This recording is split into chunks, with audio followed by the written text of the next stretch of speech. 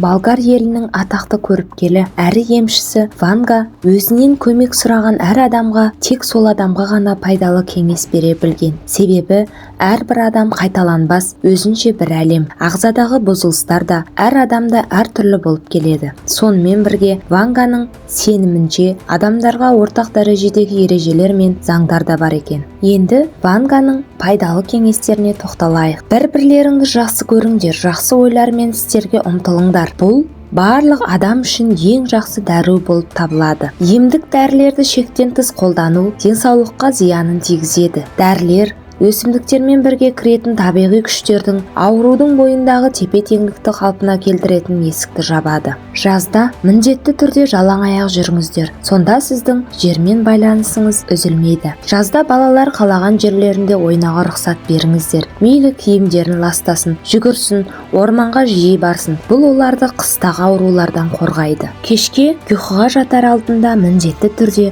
аяқтарыңызды жуыңыздар. Егер мүмкіндіктеріңіз болса, душ қабылдаңыздар. Су тек шаң мен сіздің денеңіздегі көшенің ласын ғана емес, сонымен қатар шаршаушылық пен нашар ойларды, сіздің ұйқыңызды бұзатын алаңдаушылықты да ағызып әкетеді. Дұрыс демалуды үйреніңіз. Күндізгі уақыт жұмыс үшін, ал түн ұйқы үшін.